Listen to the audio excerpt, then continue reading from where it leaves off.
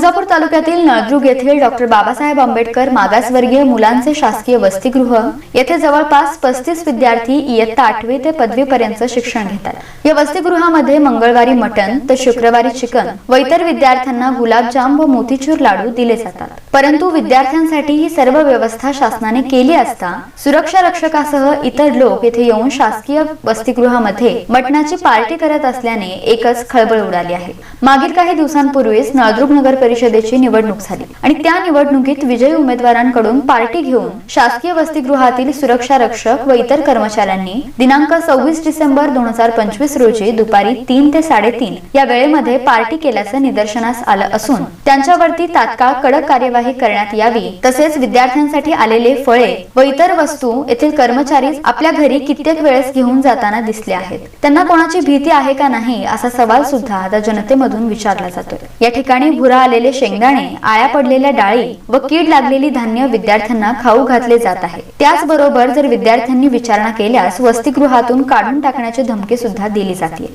तसेच वसतिगृहामध्ये सुद्धा भेदभाव करून काहींना वेगळा न्याय या ठिकाणी दिला जातोय। यामुळे वसतिगृहातील कर्मचाऱ्यांवर तात्काळ कार्यवाहीची मागणी नागरिकांमधून केली जाते। डी न्यूज मराठीसाठी लक्ष्मण दुपारगुडे, नळदुर्ग, तुळजापूर।